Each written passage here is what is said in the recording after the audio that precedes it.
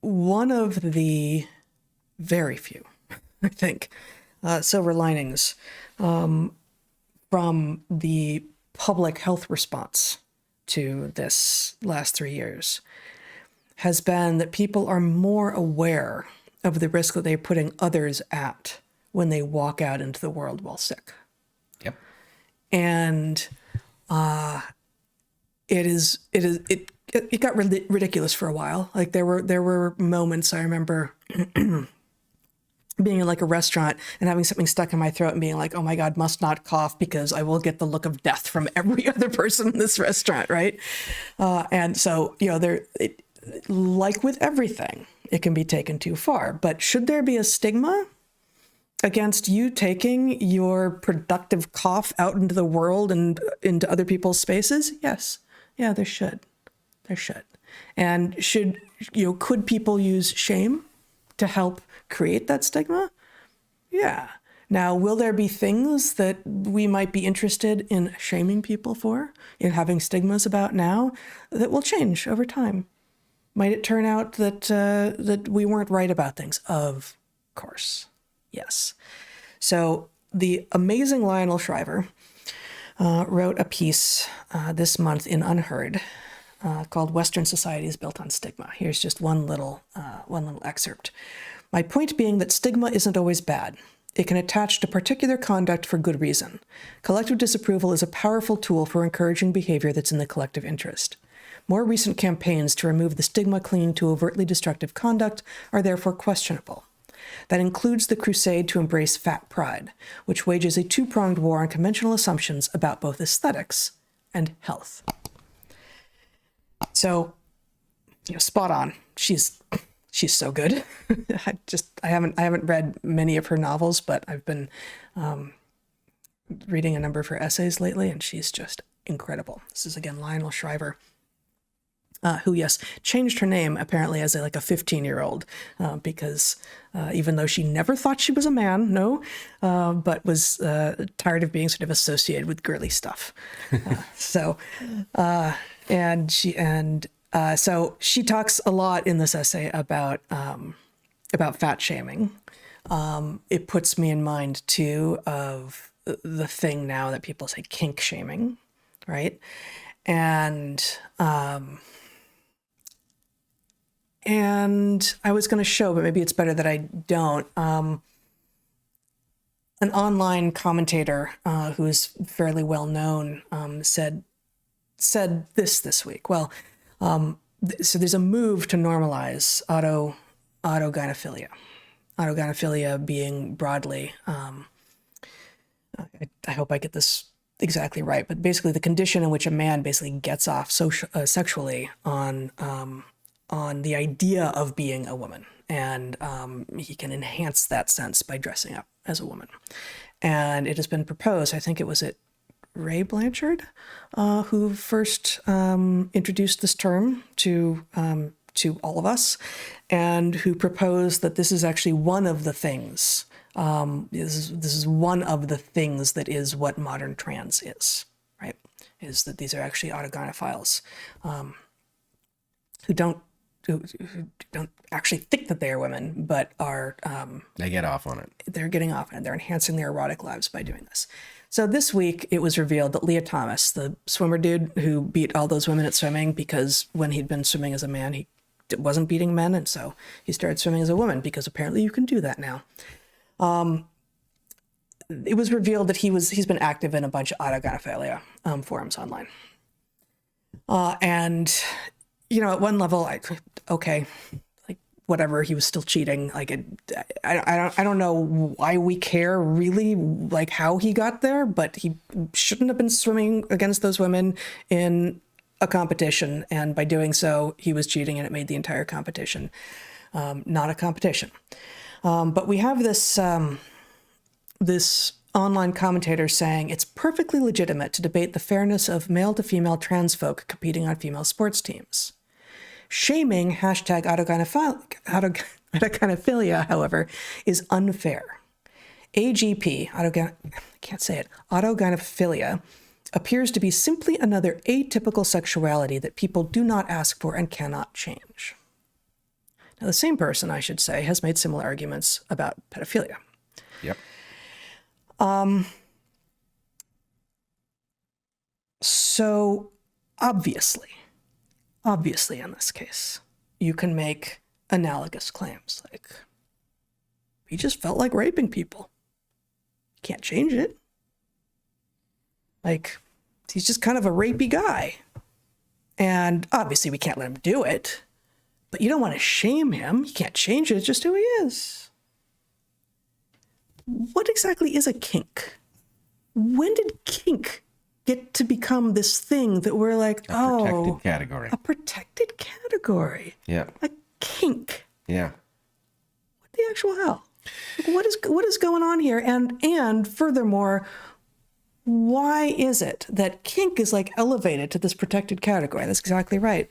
And anytime there is any implication of shame or stigma, that can be dismissed. And the person who is using it or is in any way alluding to that being useful as effectively an evolved strategy by which to allow all of us to live together in peaceful harmony. That's the thing. Like, oh, you can't. Well, now I can't talk to you. You're kink shaming. You took that protected category, which never should have been protected at all, and you used a technique that we're not allowed to use. We don't shame people. Well, actually, you know what? We do, and we have. And as Lionel Shriver writes about, she's specifically writing about stigma and not shame, but they're closely related. And as she points out in this piece, Western society is actually built on this. This is how we enforce social norms, is by stigma. Not entirely, not the only way that we do it, but it is one of the ways that we do it. So I haven't read the piece. Yeah.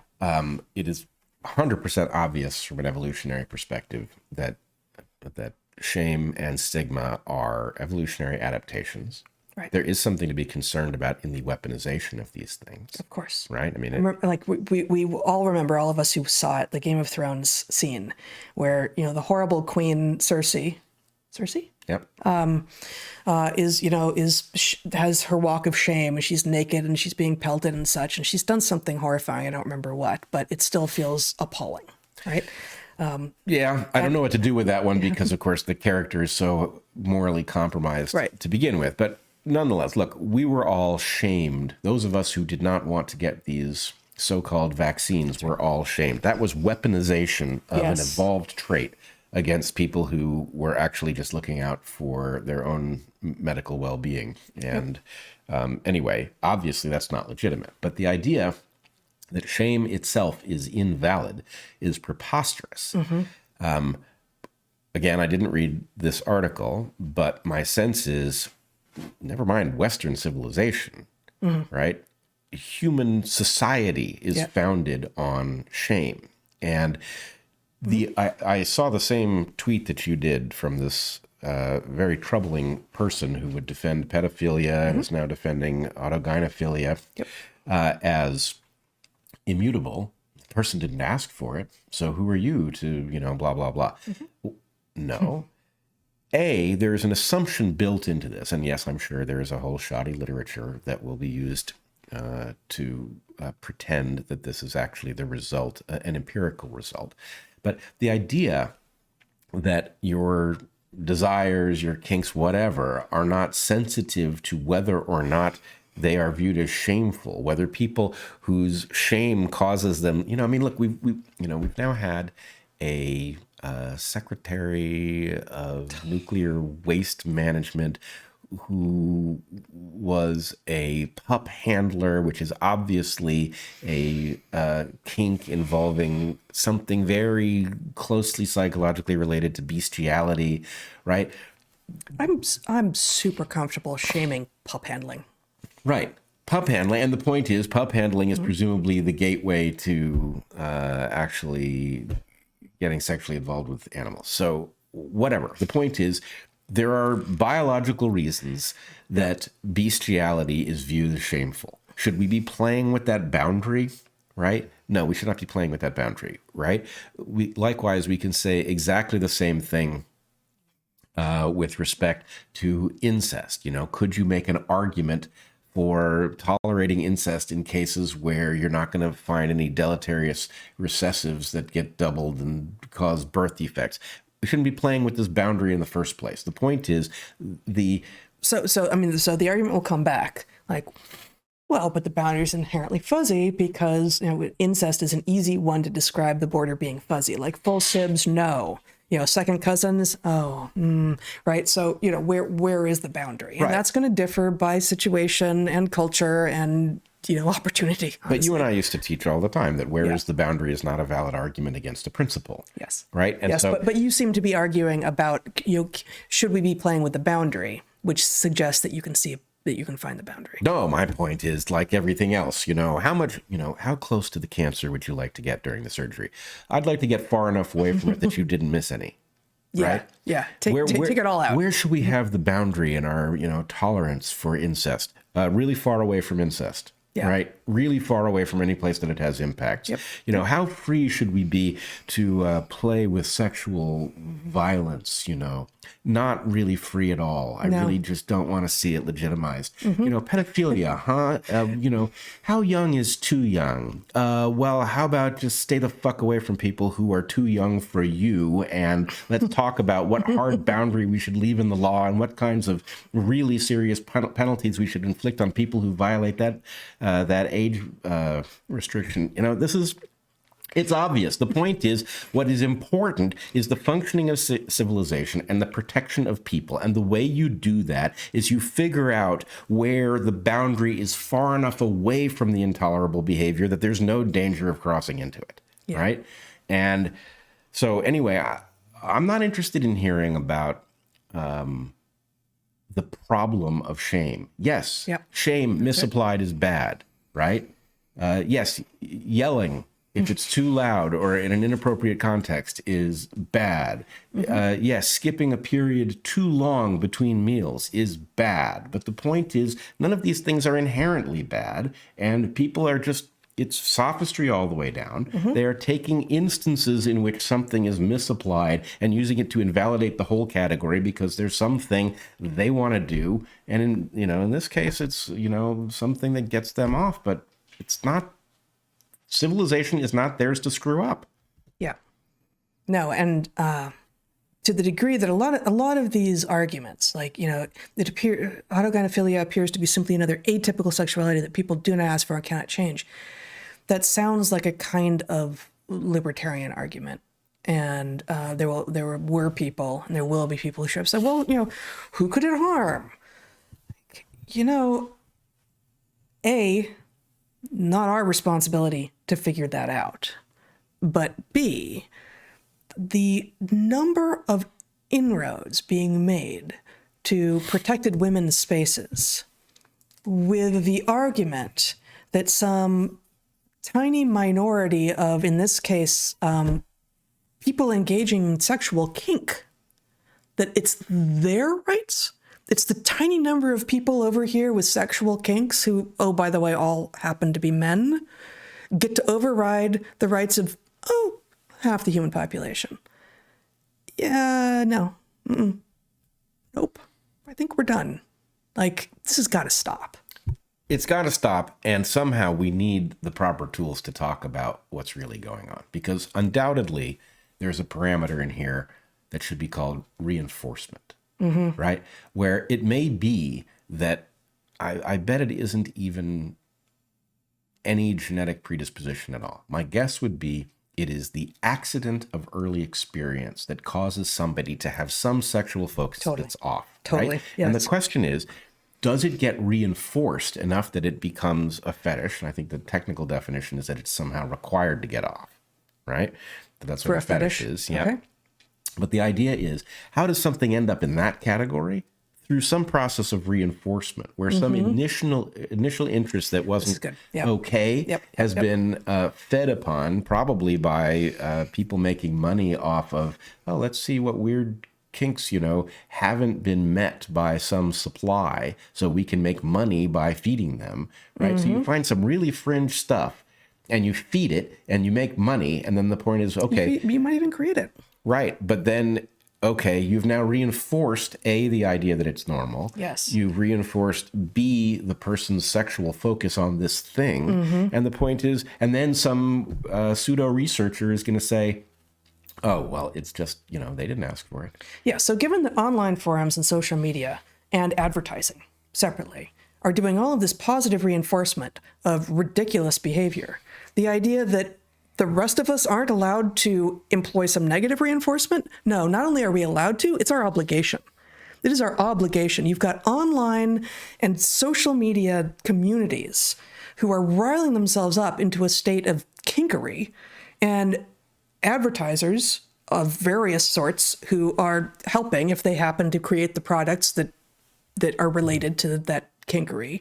And there's all the rest of us out here, many of whom aren't paying any attention to this, but all the rest of us. And I think you've nailed the word. We are actually not just allowed to, but obligated to engage in negative reinforcement. No, that's not interesting. That's not good. I don't care if you think you get off on that. That's not okay. Stop it. Yeah. Now, I would add one more piece to the puzzle, which my guess would be Shriver didn't find. But this... Yeah, I mean, most of this that we're talking about wasn't in her piece. Yep. Yeah. Most of... the most fundamental version of shame as an adaptation has to do with the fact that shit stinks. Mm-hmm. Shit stinks so that people cannot help but be repulsed by it, right? And that means that you, as a producer of same, have to be very careful about how you do it, where you do it, what you do after, wash your hands, this, that, and the other, so that you do not find yourself shunned by people who will be acting on, yes, a crude proxy for a later to be discovered microbiological reality of you're a hazard if you smell like that. Yep. Right. And shunned, shamed, stigmatized, because you're literally a vector of disease. Right. Or you could be. You're a vector, depending on what you've eaten. You're a vector of disease. Yeah. And the point is, you know what else it is? It's a training program. Right? The point is, if you smell like that and people shun you, you might learn to change your behavior so that you no longer smell like that. You become a non-hazard to people, and they might welcome you back into polite society. And so the point is, that's an exact model of what should be going on here. Right? Be the non-vector you want to see in the world. Right. So, okay, you're applying for the job of Secretary of Nuclear Waste Disposal, and you want to use your platform as a governmental official to broadcast your dog sex fantasies. Is that right? Sorry, that's inconsistent with your role as a public official. Why don't you come back when you've got that good and cured? Right? I mean... So, there's obviously a line here where that particular person, I don't remember his name. Sam Brinton, no longer in the position, not for the kink, but for repeatedly stealing handbags from airports. Is that right? Luggage. Oh, it wasn't ladies' purses. Okay. Okay, so he's no longer in the position. But... there is a question, of course, about if, so many of these things are wrapped up in an exhibitionism, which makes it easy. It's just easy. Like, nah, you showed us because you wanted us to see, and now we're going to talk about it, and we're going to shame you for it. But if somehow he had been at home, behind locked doors, with consenting dog people, men dressed as dogs, I do this thing. Yep. I don't talk about it. I don't share it with you. To what degree is what used to be the military's position on gay people in the military, don't ask, don't tell, relevant here? So, I don't... only relevant in one way. Okay. Which is, if we don't know about it, it's not relevant to your qualifications. If you're highly qualified at dealing with nuclear waste and we don't know what you're doing in the bedroom, then it's not relevant to that question. It doesn't make it can't. Though.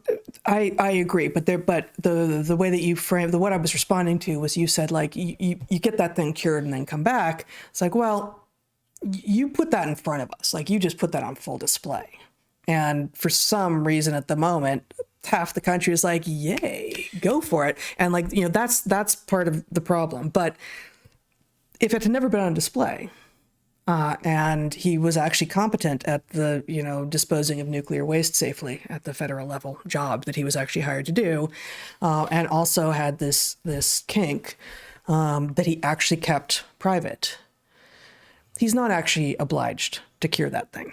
No, he is obliged to cure that thing, having nothing to do with his federal position. He's not obliged in order to perform the duties of the job.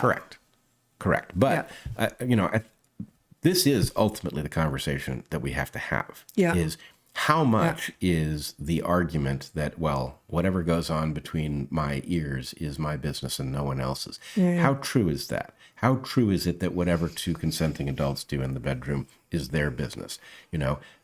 Obviously, I believe that to a point, but I stop believing it at the point that the idea is, you know what, rape role play, that's cool. Long as you got a safe word. And the answer is, look, I'm not really comfortable with how it is that we say, actually, that's not okay, even if you have a safe word, right? I don't know the answer to that. I don't know the answer to how do we deal, can rape be represented in a movie? Presumably it has to be, right? How is that going to be any different than what consenting adults do behind closed doors with a safe word?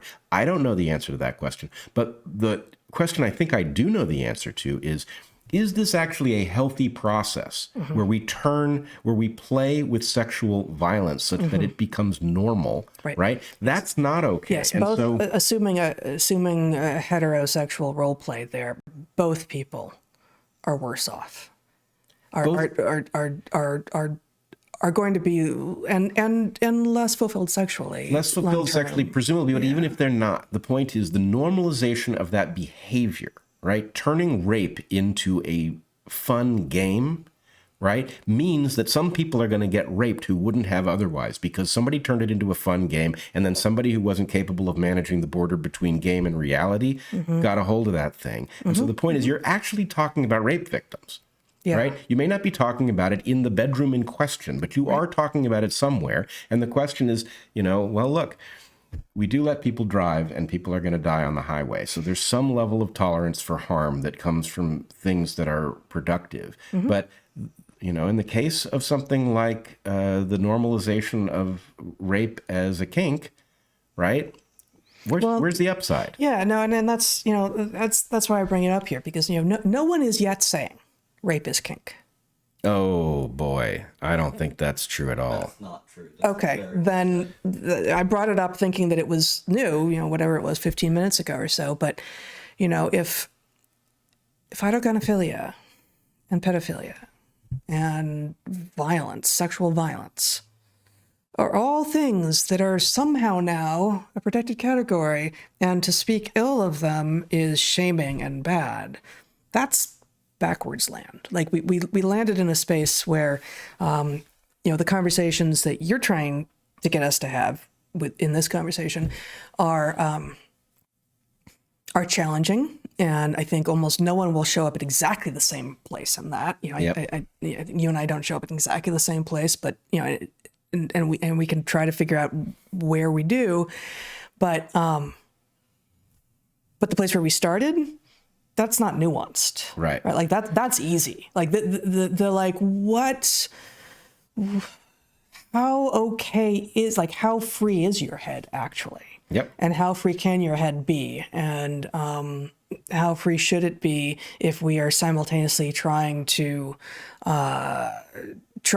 free the individual and live in a society is challenging, but.